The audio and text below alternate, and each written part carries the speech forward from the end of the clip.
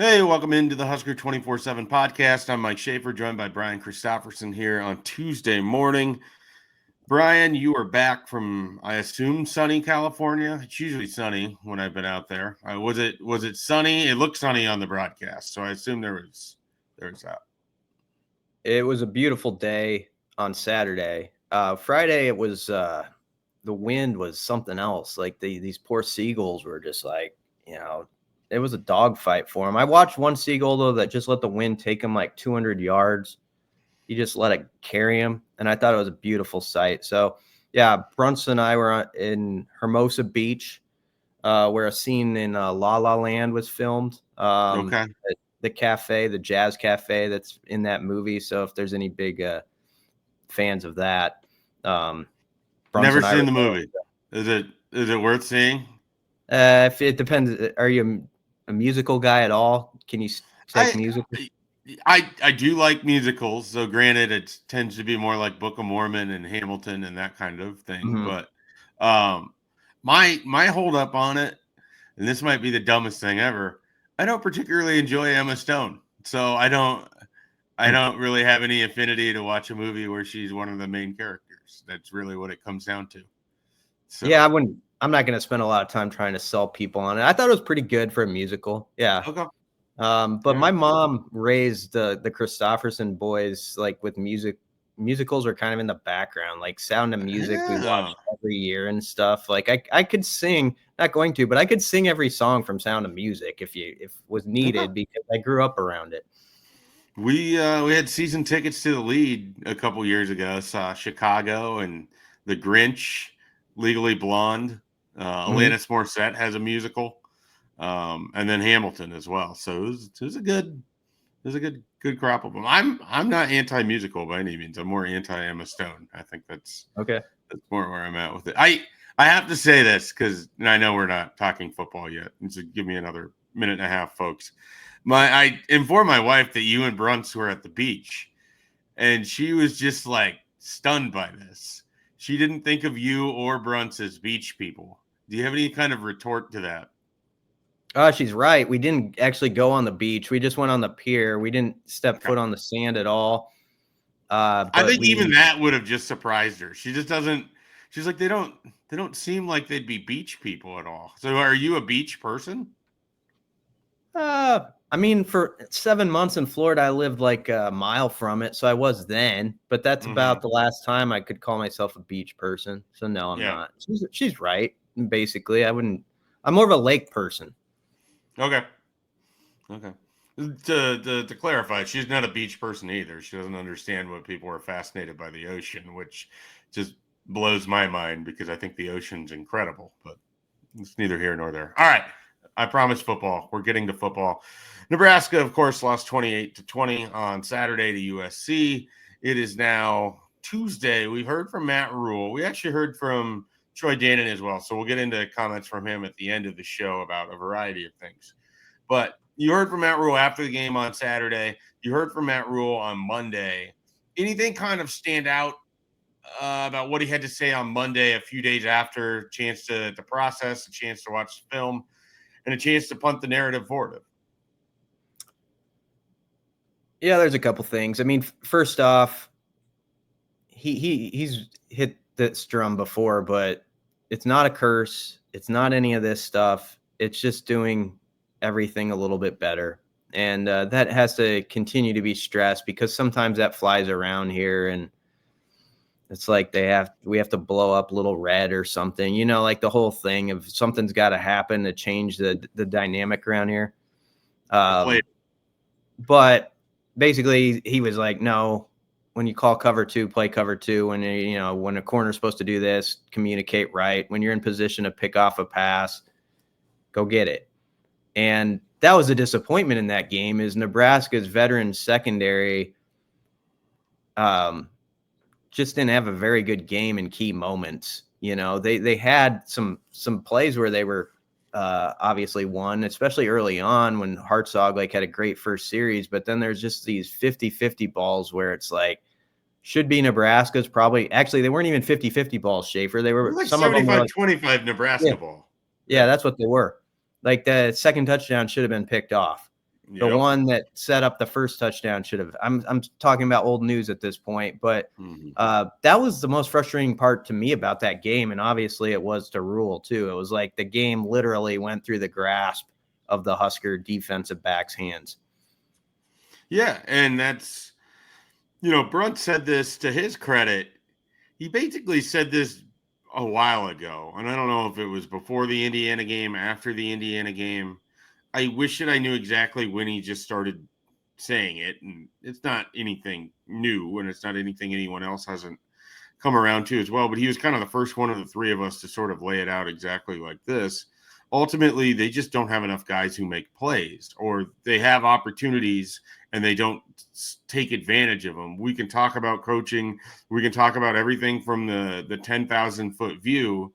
But when the chips are down, Nebraska has not had enough guys who just go wins a route, or, in the case of Malcolm Hartzog, picks off that pass in the end zone, or in the case of Tommy Hill, doesn't mistime his jump and at least just bats the ball away, let alone whatever the effort was the next play on the attempted tackle for the touchdown. Or, when you have a chance to get off the field on 3rd and 10, the ball doesn't hit you in the helmet because you're able to catch the deflection if you're Javen Wright. Or if you're, Isaac Gifford or Deshaun Singleton, you're not getting burned with your eyes in the backfield, following action that isn't there, or whatever it is. I mean, so it just, we can talk about all the stuff that happens off of the field and everything that leads up to Saturday. But a lot of times in just individual moments, Nebraska's players, whether they're veterans, whether they're stars, whether they're backups, simply don't make plays when the opportunity's right in front of them. Yeah, they sure helped out Jaden Maeva because, I don't know, man. A lot of risk in a lot of his throws. Yeah. And he got rewarded. Rewarded way more than he should have for that game. That could have been a 3-4 pick game. And it was tough to see. The one where Javen almost had it. See, once in a while, I'll chalk up a play like, okay, that was kind of unfortunate. Bad luck. Yeah, that play, I thought, like, Nebraska defended it pretty well. The ball suddenly is on Javen. He's kind of bobbling it, and you can't quite get it. And it's like, that sucks. But, yeah, those other ones were just really frustrating in the game. I'm interested what you think, because I've had a few days to sit on this. My initial thought watching the offense during the game was encouraging, actually, because I liked the pace. I liked that it felt like they knew what they wanted to do for the most part. Mind you, they're a little slow on the pedal the last 2-minute drive, I thought, to get it going. But up until then, I thought, okay, Holgorsen really knows where he wants to go. It's simplified, and guys are playing a little faster. And I saw, like, there was a play on Nebraska's second touchdown drive where Emmett Johnson scored. Before that, where Riola hit Banks for like a 15-yard pass. And it was just a simple pass, but the protection was good. The throw was good. The route was crisp. There was nothing spectacular about it, but it was just solid. And that, to me, is like what I felt like was kind of there the first month of the season, and somehow it just fell off the table, where it doesn't have to be extraordinary. It doesn't have to be something that resembles Patrick Mahomes or anything like that. It's just those plays and getting a consistent drumbeat of them. And I felt like there was opportunity to do that. And then I looked at the stats, and it was 310 yards and only 0.0 yards per pass attempt. I was like, oh, that's not much for improvement. So I went back and watched it, and I went back to my original thought where I was encouraged, because look at some drives where, like, Riola went down a yard short. You have a 30-yard drive going there that should have continued. The throw where there's a pick, where he didn't look off the guy, where you had driven the ball, to midfield in the first half, interception. And then the miss to Banks later. I'm not putting all on number 15, but there's plays there that could have been made that could have extended drives for Nebraska and given them a lot better stats. So I am encouraged with where it can go with Holgorsen. But I understand where some people are like, yeah, but look at the numbers. What was that? It wasn't any different. Yeah, I definitely can see both sides of it. It was interesting when Bruntz jumped on the postgame pod. He was certainly more encouraged than I was about what Nebraska did offensively. And I went back Mhm. and I watched a few things. And it's sort of what you talk about, which has been an issue for Nebraska throughout the year. They don't finish drives particularly well. They tend to they what was interesting about the start of UCLA is I feel like it's actually kind of rare for Nebraska to just go 3-and-out as often as they did in that game. Generally, they at least get a couple first downs, and then they can't sustain it because they don't get big chunk plays. They just sort of grind things out. And so they did have a couple opportunities that, if Dylan doesn't slide short of the first down, that's tough to ask for a guy who basically the last time he scrambled like that ended Yeah. up having to miss the game. So it's easy for us to say this right now. I think it's harder for him to physically do it. There was definitely stuff I liked about the offense. There's definitely reason to think that it's going to not necessarily lead to a bunch of more points going forward, but that they have some things there that worked or that they can go back to. One of my big takeaways, I put it on our message board at Husker247. I just want to see Janiran Bonner more. Matt Rule talked about him. I think it was Monday that the quote was, but he was basically saying that they want to get him on the field more. And I'm thinking to myself, it was kind of fascinating because he's talking about him like they had no idea who he was. And this was someone that had a nice spring game, was a starter for him early in the year, has scored a couple times this year. It just seemed odd that you would need Dana Holgorsen coming from out of the program to notice that Janiran Bonner tends to do things well when he's on the field. I'm not saying he has to play 75% of the snaps at wide receiver, but it is a noticeable thing that when he gets the ball, he's getting upfield. He gets yards. Like he doesn't dance. He just kind of just hard charging when he has the ball in his hands. And I thought that was noticeable. I'd like to see him a little bit more and utilize a little bit more. We've all talked about how we want to see more Jalen Lloyd. He had a really nice catch. It's what speaks to sometimes you have to go up and let your guys make a play. And he did that. And they wouldn't have had the opportunity to try for a tying touchdown. I had no faith that they would get a Hail Mary off. But they at least had the opportunity to try for a touchdown because you went down the field and you let Jalen Lloyd go make a play. I mean, I would like to see more of that. I really would. Yeah. You have to say, at least on the last drive with Holgersen's first shot at it with this crew, it was in progress from what we've seen before. We've seen some first drive or some It's last too damn drive. slow. It's Yeah. too slow, and it's just a horrendously bad tactical decision from Matt Rule that's indefensible to me to take that timeout back with him to Nebraska. I mean, maybe they ended up using it. I don't remember, but you wasted so much time on that drive by starting it with Heinrich Harburg. That was a bad decision. You lost seconds by having to run a quarterback back onto the field. And then not calling a timeout after that first down in the middle of the field and letting 30, 40 seconds run off the clock and combine, two plays. Like it just, what happened to the 2-minute drill that was crisp and smooth and was run at the beginning of the year where you're scoring before the half against UTEP, against Colorado, against Illinois? Like, where did that football team go?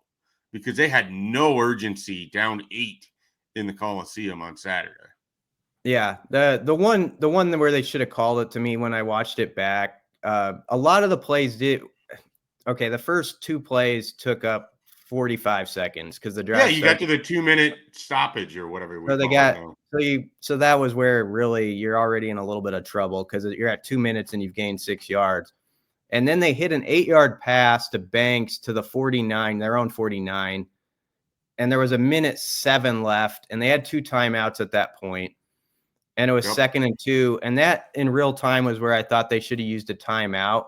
They did hurry up to snap it, but by the time Ryla threw an incompletion, which is almost picked off, it was down to like 46 seconds or something like that. So at least there could have been at least 2 extra plays, if maybe you use a timeout. But I understand it was maybe a little bit difficult with a new OC for the first game, but yeah, I continue to worry about the clock management down the stretch. So disappointing. I mean, it's a disappointing game because I felt like it was there to be had. I actually, for whatever reason, I leaned over to Bruntz at halftime. I said, I think Nebraska's going to win this game. Like, I really felt like they had some mojo and enough things working on offense. And then they come out, and that was one of their best drives to start a second half we've seen. So that was promising, where you're running the ball like that. But, you don't finish it. Obviously, you don't get a call down there, which was tough. But just a disappointing result because I feel like that game was right there to be had. Yeah, I agree with that entirely. I want to ask you, do you anticipate we see some different personnel on defense, or is Nebraska, for the lack of a better word, willing to go down with the ship with some of these veteran defensive backs that frankly haven't played well? I kind of think it's going to be the guys they have having to play better. That maybe I'm wrong. Maybe they're going to insert somebody that hasn't played a lot. It would be a big ask. And I'm not saying they couldn't do it. Like you couldn't throw a young guy out there and he could produce for you. But listening to Rule also and talk about some of these players who have been in the program 4 or 5 years, and this being senior day, I sort of feel like this is a game where those guys are going to play, and you need them to play their best ball of their Husker careers to finish this right. And I think that's the way it's going to be. Like they're just going to have to step up and play more solid on the back end, be more dialed in. I don't know. I understand the want to have youth be served and get their chance. At this point in the season, I'm not sure they would be better, or they wouldn't make the same amount of mistakes or more so because they're new out there. So I just think this is you're in that tough spot where you want to get some younger guys more snaps maybe, but also you're not sure if you can pull the trigger on it and pay a price with that too. It's always a kind of tough, I think, for a coach to make that move this late in the year.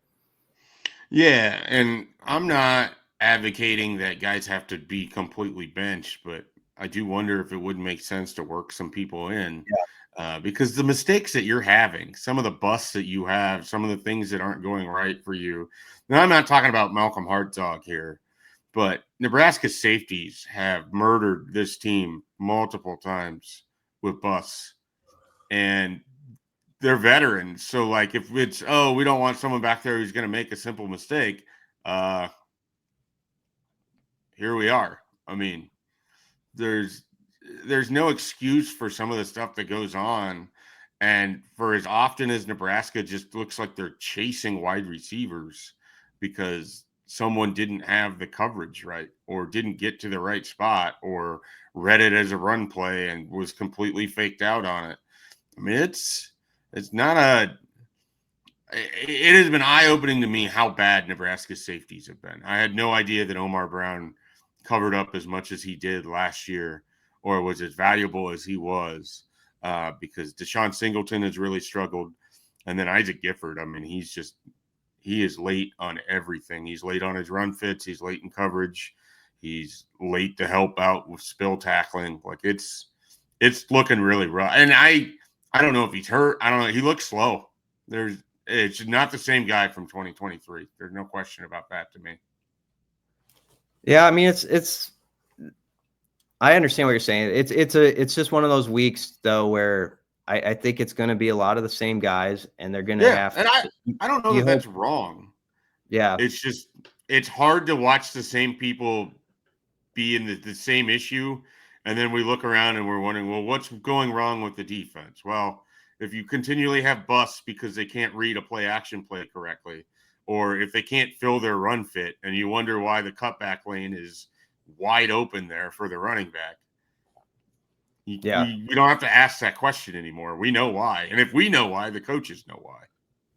Some of it goes back to, though, I mean, if you look at that game and you give up 28, if you make the 3 plays or whatever we talked about at the top, you completely change everything. And that's to me is actually what's most frustrating, is those big moments where it's like, we always talk about this leading into a game. There's those 4 or 5 plays which kind of shift everything. And it just feels like routinely they're going the other way on Nebraska. And I think it's frustrating everybody over there. It's stuff at this point, you going into the year, we thought the secondary would be a strength for Nebraska. We really did. And it just hasn't played out that way. It's with Sierra Wright being, I think, kind of a light and an exception to that, and someone you're excited about for next year. No doubt about it. How about this? What did you make of Nebraska's running game? You went back and you rewatched it. Is it a sustainable, portable thing, or did they take advantage of sort of an imperfect USC defense and defensive line? What stood out to you as you kind of watched it and then you watched it again?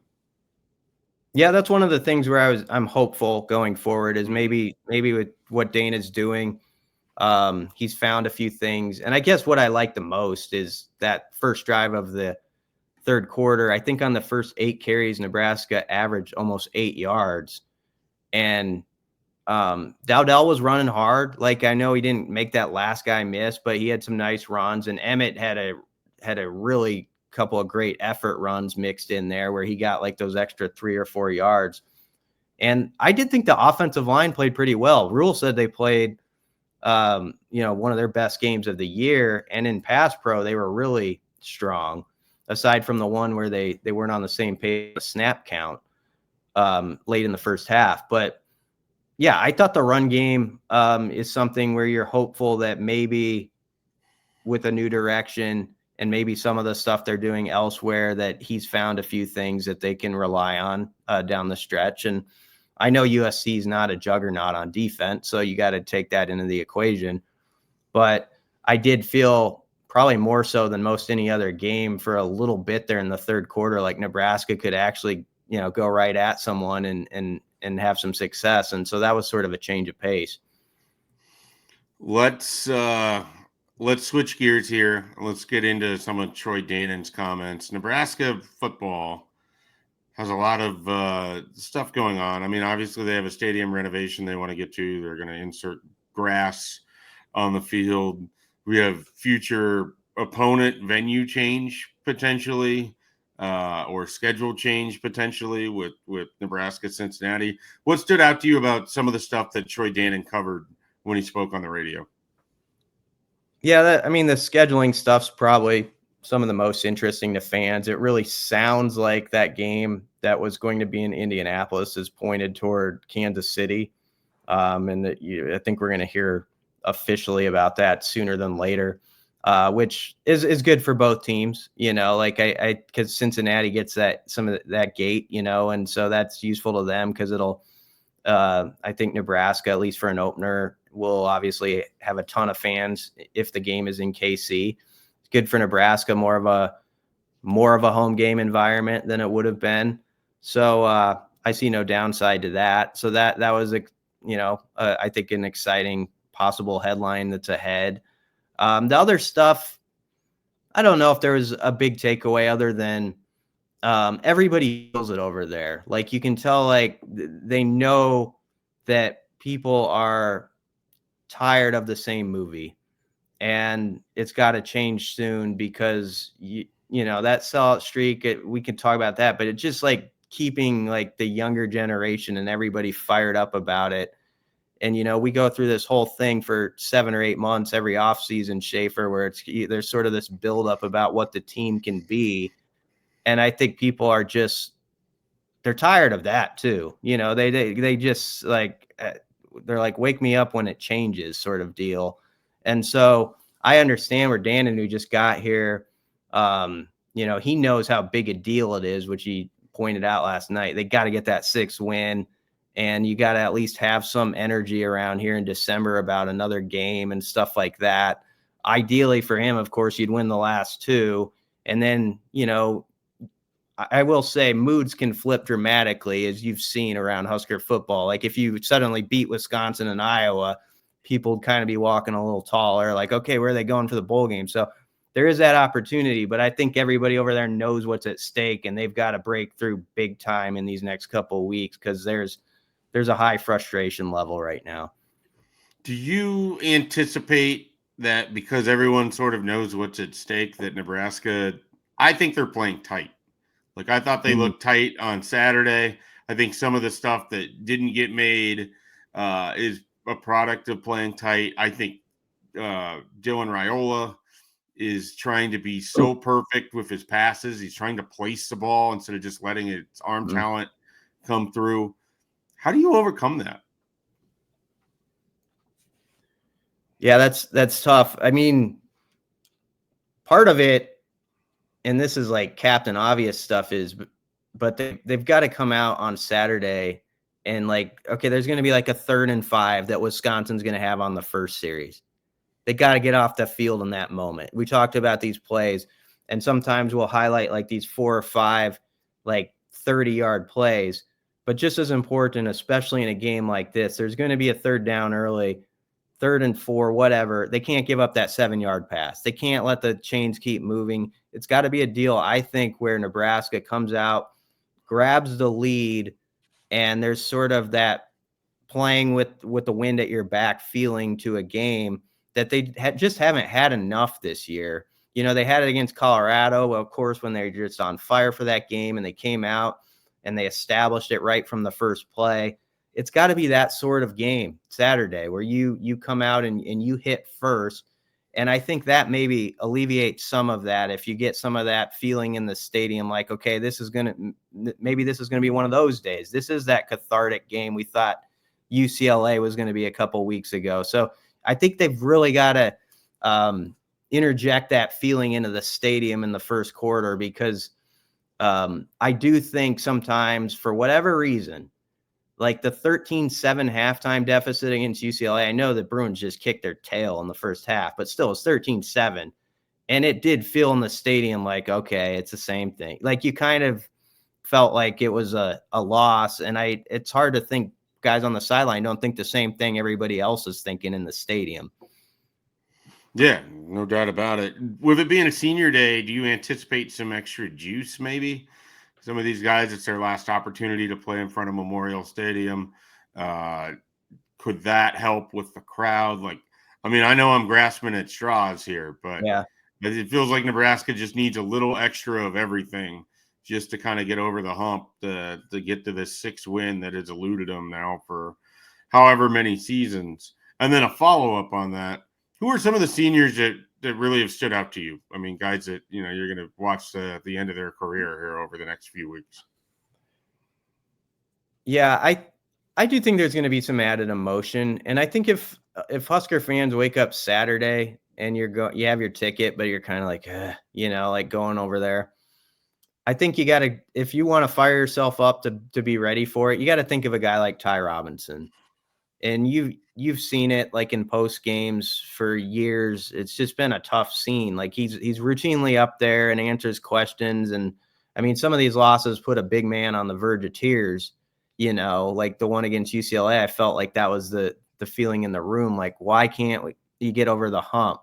And so you do think of personal stories like him. And I know it hasn't been the best season for Gifford, but Giff coming back and Javen Wright battling through his injuries and all that stuff. Bryce Benhart's been here and played more Husker football games than anybody in this program.